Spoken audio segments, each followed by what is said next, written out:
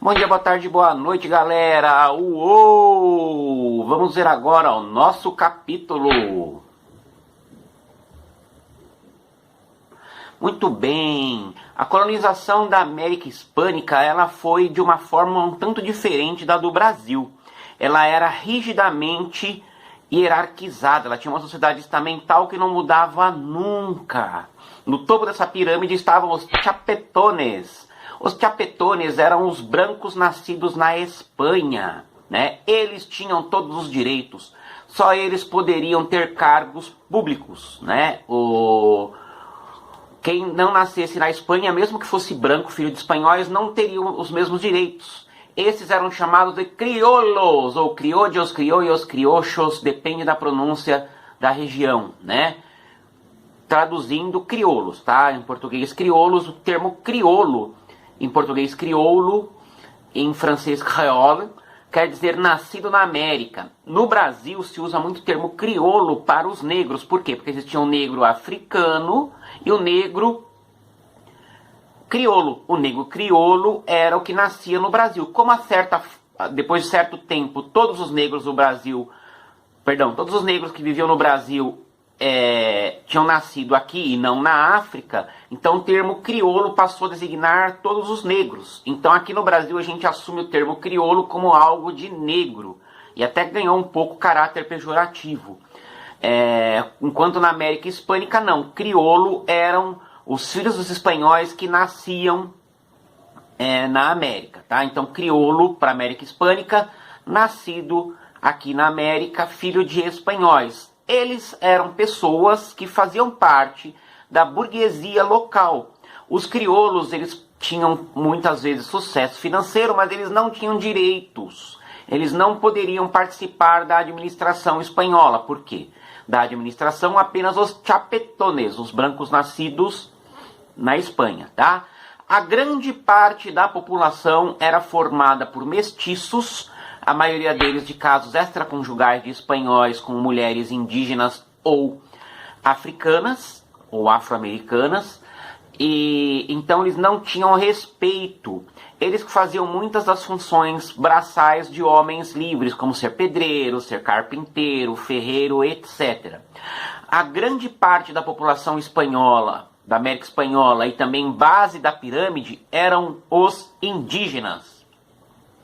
Se nós formos nos países vizinhos ao nosso, como Bolívia, Peru, boa parte da Argentina, o Paraguai, nós vemos que a maior parte da população é indígena, com aqueles traços típicos de indígena, né? Eles são a base da população da América Hispânica. E havia também um certo número de negros africanos escravizados, tá? Africanos e também seus descendentes, né? Nascidos na América. Esses negros da América Espanhola, eles foram introduzidos em poucos locais, porque a maioria dos locais utilizava a mão de obra indígena em regime de trabalho não remunerado chamado mita.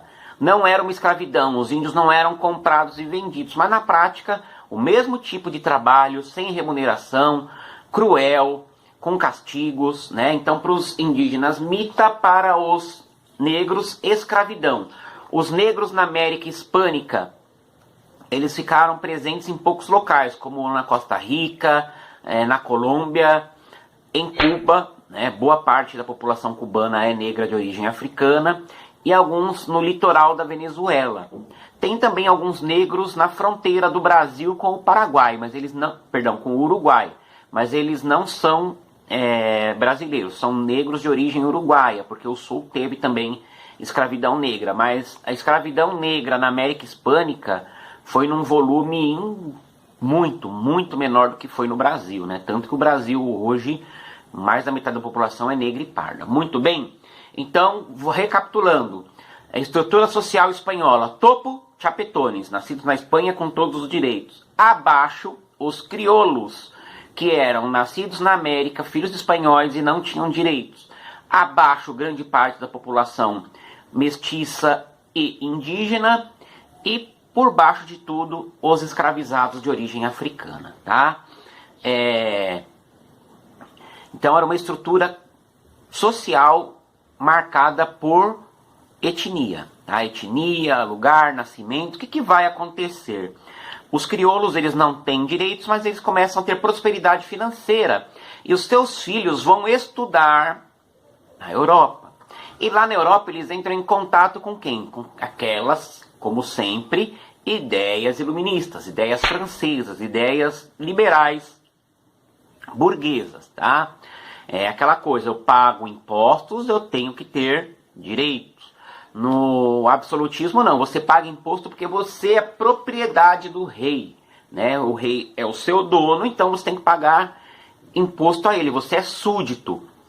No liberalismo não, né? O liberalismo, seja uma república liberal, uma monarquia constitucional liberal, você é cidadão, você paga impostos e você tem que ter retorno desses impostos, né? Tinha aquele lema baseado no John Locke: sem representação não há tributação. Se você não é representado, você não tem que pagar impostos. Se você paga impostos, você tem que ser representado. Acontece que lá pelo século XVIII, a América Espanhola estava em crise econômica, e a Espanha, óbvio. Por quê? Porque a prata estava acabando. A prata, o ouro são recursos minerais não renováveis, depois que você tirou de lá não tem mais. E aí o que vai acontecer? O rei Carlos III, que era de tendência, era um absolutista, óbvio, mas era de tendência... fugiu? Voltou. Déspota esclarecido, né? Era o despotismo esclarecido, era o quê? Os reis que tinham ideais, eram absolutistas, mas tinham ideais ideais liberais, ideais inspirados no iluminismo. Conseguiram uma coisa bizarra de misturar absolutismo com o iluminismo, sendo que o iluminismo era contra o absolutismo. Isso eu já expliquei numa outra aula, tá? Então o Carlos III, ele tentou endurecer as relações entre a Espanha e as colônias, visando arrecadar mais lucro. Ele permitiu que as colônias fizessem comércio umas com as outras, coisas que elas já faziam mesmo, né, embora fosse ilegal. Ele legalizou isso, mas, por outro lado, ele proibiu a plantação de vinhas na América, proibiu a plantação de olivais, né, proibiu a manufatura, ou seja, medidas tipicamente absolutistas. E, enquanto isso, as ideias francesas iluministas se espalhando pela América, né? Uma famosa revolta social que ocorreu foi a revolta do Tupac Amaru, né? Muito bem, Tupac, né? Vocês conhecem, né? O Tupac, né? O Tupac Amaru, ele se chamava José Gabriel Cordón Canqui. Ele era um curaca. Curacas eram os chefes das vilas da América Hispânica. Só que geralmente esses curacas recebiam dinheiro da coroa e colaboravam com a coroa, mas não foi o caso, né, do José Gabriel Cordón Canqui, o Tupac Amaru. O que ele fez? Ele fomentou uma revolta popular contra os impostos abusivos, contra a exploração dos índios, né, da mita, e ele foi crescendo, seu exército chegou a ter 90 mil homens, e estava ficando muito grande. Mas o que aconteceu? Os crioulos deram para trás. Por isso que eu sempre digo, nunca os movimentos sociais podem se unir com forças burguesas. O movimento social, ele não pode se unir com o banco, porque o banco tem interesse do banco, não do povo. E o que aconteceu? Como a força do exército Tupac Amaru estava muito grande, os crioulos ficaram com medo de que a força popular dominasse, os crioulos acabaram traindo o Tupac Amaru. Ele e a família dele foram executados em Cusco, no atual Peru. Pois é, seus corpos foram expostos em praça pública. A justiça ibérica fazia muito isso, né? Disposição de corpos em praça pública. E aí também teve a revolta dos comuneiros na região de Bogotá, atual Venezuela, né? O que acontece? Os comerciantes, os agricultores pobres sofriam muito com os pesados impostos cobrados pela coroa espanhola, né? Uma junta chamada El Común, por isso o nome da revolta é Comuneiros, se uniu com setores populares, né, liderados pelo José Antônio Galán, e juntos eles tentaram tomar o poder, né? Eles estavam ficando cada vez mais fortes, mas mais uma vez os crioulos deram para trás, né? E sufocaram a revolta. Por quê? Eles ficaram com medo do povo no poder. Gente, a América Latina odeia povo. Os governos da América Latina sempre odiaram o povo, seja do Brasil ou dos nossos vizinhos. O povo não pode estar no poder, né? Eu defendo o povo no poder, mas, né, os setores dos governos não, eles são contra o povo. Eles querem que o povo morra, né? Querem que o povo morra de fome, que o povo morra humilhado. Então o que vai acontecer? Os crioulos fizeram as pazes com a coroa espanhola, que aceitou diminuir alguns impostos, e os crioulos acabaram perdão, não é corona não, hein? Os crioulos acabaram com a revolta. Os crioulos acabaram com a revolta. O José Antônio Galán foi enforcado e esquartejado, né? A justiça ibérica. Como que aconteceu com Tiradentes também, né? Primeiro enforca, depois corta em pedaços e exibe em praça pública de diversos locais. O Haiti. O Haiti fazia parte da ilha de São Domingos, né? Era uma população de 85% de negros.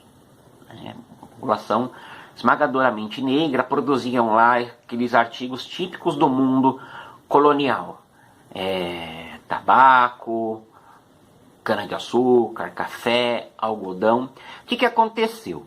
Lá na França, né? São Domingos, uma ilha de colonização metade espanhola, metade francesa, né? Lá na França houve lá a Revolução Francesa, chegaram à fase dos jacobinos, né? O governo que depois ficou conhecido como do terror.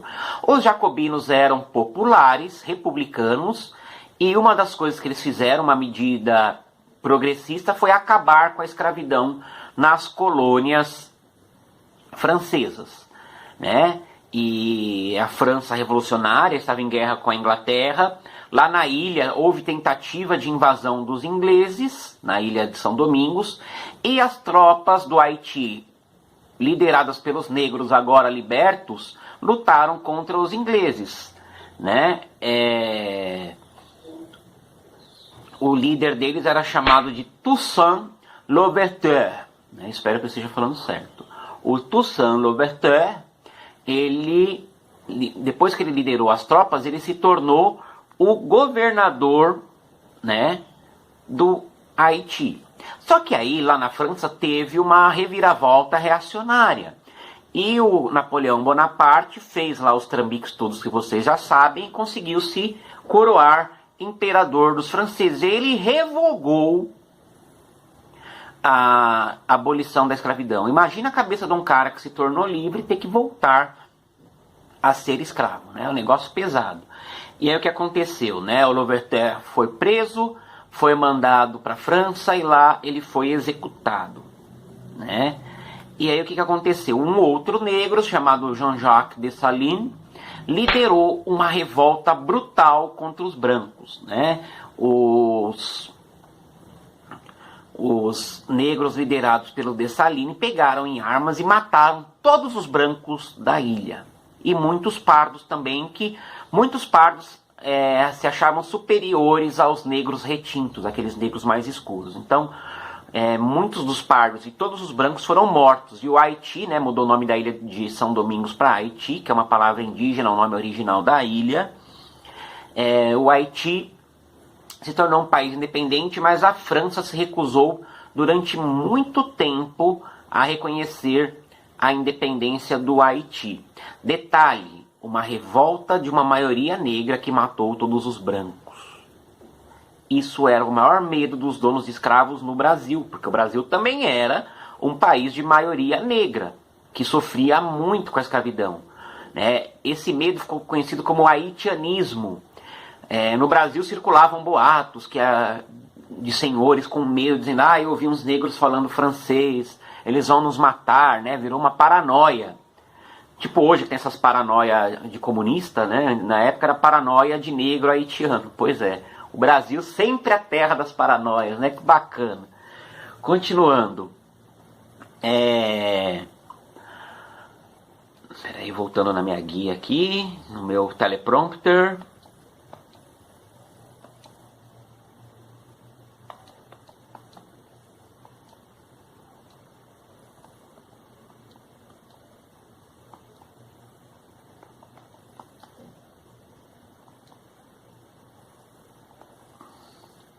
Bom, esse caso do Napoleão, né, essa força do Napoleão nas terras, essa questão das guerras napoleônicas, né, na verdade, essa questão das guerras napoleônicas, elas tiveram um reflexo muito forte na América Espanhola. Por quê? Vamos entender. Napoleão, para atacar Portugal, antes ele invadiu a Espanha, tirou do trono Fernando VII e colocou o seu irmão José Bonaparte como rei da Espanha. E aí que a Espanha se lascou. Por quê? Porque enquanto a Espanha tinha que lutar para pôr seu rei no trono de volta, o Fernando VII, ao mesmo tempo ela tinha que lidar com as revoltas dos crioulos na América. Tá? Os crioulos foram muito espertos. Eles aproveitaram a instabilidade que acontecia na Espanha, por causa das guerras contra o Napoleão, para fazer a sua independência aqui. Como aquele ditado, quando o gato sai, os ratos fazem a festa. É mais ou menos isso. Não estou chamando de rato os crioulos, não, embora muitos fossem. Né? Então, o que aconteceu? Líderes como Simão Bolívar, o José de San Martín e o Bernardo O'Higgins, no caso do Chile, fizeram guerras para libertar a América Hispânica. Né? E muitos tiveram apoio de quem? Dos ingleses. Né? Os ingleses interessados em prejudicar a Espanha. Vamos lembrar, Espanha e Inglaterra, inimigos históricos. Não mais, tá? Mas até ali, comecinho do século XX, Espanha e Inglaterra eram bem inimigas, né? Então, nas cordilheiras dos Andes, nos Pampas, em todos os locais da América Hispânica havia guerra, né?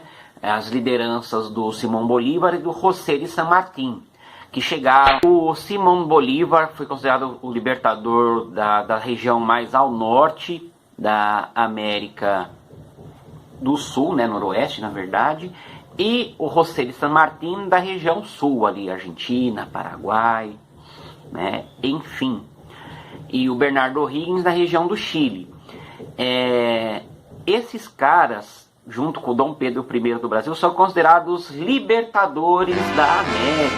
Né? Pois é, daí que vem o nome da Copa Libertadores da América, em homenagem a essas figurinhas aí das elites da América do Sul, que pela história tradicional são vistos como heróis, mas na história de um ponto de vista mais popular, nem tanto. Por quê? Porque eles defendiam os interesses das elites, né? O San Martín, ele era federalista, ele defendia que a força regional se colocasse como a política vigente na América Hispânica, e o Bolívar, ele era a favor de uma grande Hispanoamérica, que todos os países de língua espanhola se unissem e formassem um grande país. Aqui na América do Sul, só de diferente nas independências, nós tivemos o Uruguai. Por quê? Porque o Uruguai pertencia ao Brasil, era a província cisplatina. Então a independência do Uruguai foi em relação ao Império Brasileiro, né? Quando eles ganham a Guerra da Cisplatina, derrotando Dom Pedro I. Beleza? No México, a revolução que levou à independência do México, ela começa com padres populares, né? Primeiro com o padre Hidalgo, que carregava as bandeiras da Nossa Senhora de Guadalupe, né? Uma visão mestiça, morena da Nossa Senhora. O Hidalgo ele era apoiado pelos indígenas, só que os crioulos, né, obviamente não quiseram participar de uma revolução popular.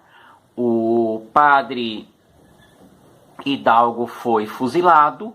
Quem continuou a sua luta foi o padre José Maria Moreiros, né? O Moreiros, ele lutava contra os altos impostos, a mita, todas essas coisas que oprimiam a população indígena. Também foi fuzilado. Quando vai dar certo a independência do México? Interrogação. Quando a elite crioula, né, se coloca para se tornar independente, né? O militar coronel Agustín Iturbide, ele chefia a luta dos mexicanos contra a coroa espanhola. Quando ele vence, ele se declara Agustín I, o imperador do México. Pois é, né? Se vocês lembrarem, o Brasil foi o outro país que se tornou independente como monarquia, né? O México também se tornou independente como monarquia. E a parte da América Central, a parte que corresponde à América Central, ela pertencia também ao México, né? Só que elas se separaram. Por quê? Porque houve um conflito grande entre os crioulos e o Iturbide. Os crioulos tiraram o Iturbide e transformaram o México numa república. E aí, nesse meio tempo, né, essa América Central, em 1824, se separou do México, né? Ficou chamado de Províncias Unidas da América Central, mas depois, com a pressão dos ingleses americanos, se fragmentaram em Guatemala, Honduras, El Salvador, Nicarágua e Costa Rica. Beleza? Continuando, então o que aconteceu? A América Hispânica ela se fragmentou em muitos países. Por quê? Porque os ingleses não desejavam uma grande Hispanoamérica, né? Eles desejavam países pequenos e fáceis de controlar. Mas isso vai dar discussão também por que o Brasil não se separou. Até hoje não se tem muita certeza sobre o porquê que a América Hispânica se separou, por que o Brasil não se separou. Tem esse dilema. Mas enfim, coisas que se explicam sobre a América Hispânica ter se dividido em muitos países, né? Os crioulos não se entendiam, né? Cada um defendia muito seu interesse. O caudilismo, o caudilho é o chefe político local, semelhante aos coronéis que existiam no Brasil, né? O caudilho defendia seus próprios interesses da sua região, não se importava muito com o resto do próprio país, quanto mais da América Hispânica como um todo, né? Então, por isso que a América Hispânica se fragmentou em muitos países, né? E não foi o que o Simón Bolívar desejava, né? O Bolívar, ele desejava uma América Hispânica unificada. Beleza, galera? Respondam as 5 perguntinhas do questionário. Valeu? Uou!